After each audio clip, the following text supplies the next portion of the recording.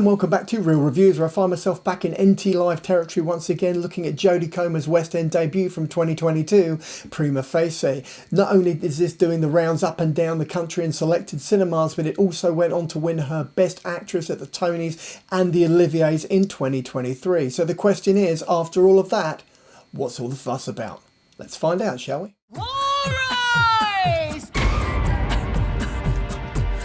A lawyer's job is not to know, it's to not know. You don't play God. Due process is everything. So written by Suzie Miller and directed by Justin Martin, who would go on to direct Stranger Things First Shadow, which is just transferred to Broadway. Prima Facie is essentially a 90-minute monologue from Jodie Comer on stage. It's a one-person railroad of a play. She is absolutely dynamic as the young barrister Tessa.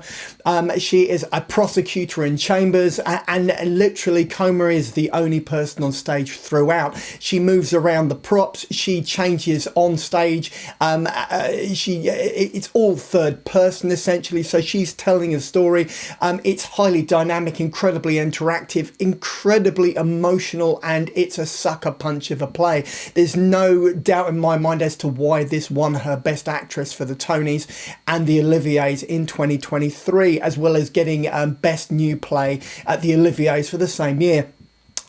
This is out in cinemas, and she is turning out to be a true tour de force performer, both in theatre, on film and in television. For anyone who can go back that far, remember her in Killing Eve as Villanelle. But what else is it about Prima Facie which essentially makes it such a cultural touchstone in today's society? Let's dig a bit deeper.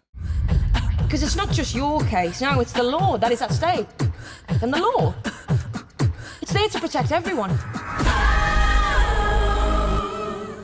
The only way the system works is because we all play our roles.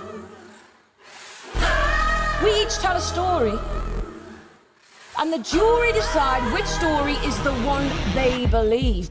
So ultimately, Prima Facie digs into sexual politics in the workplace, and also the bias towards men as being the innocent party in any given, shall we say, sexual liaison. It's the no means no conversation. It also digs a lot deeper into giving a personal and very sort of grounded and powerful interpretation and point of view from that of a rape victim, because within the confines of the play, Tessa turns from prosecutor of a person in a witness box to the person in the witness box having experienced a professional a rape in a, shall we say, a professional environment.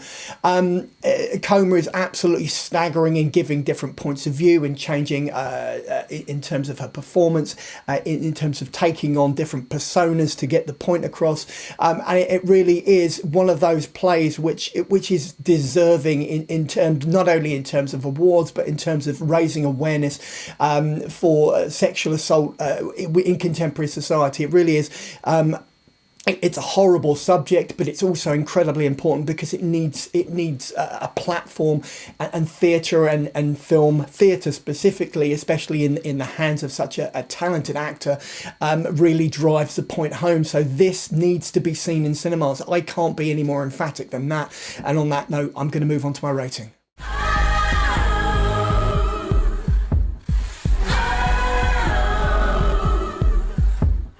It's not emotional for me, it's the game. It's the game of law.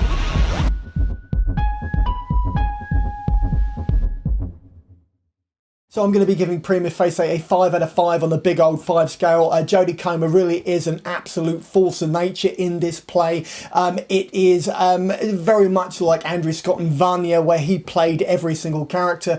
She does it, but she does it with a temerity and a sort of tenaciousness. And there is sheer bloody emotion up on that stage, and it's worth every minute of your time. Right, I'm diving into my trailer. Let's do that.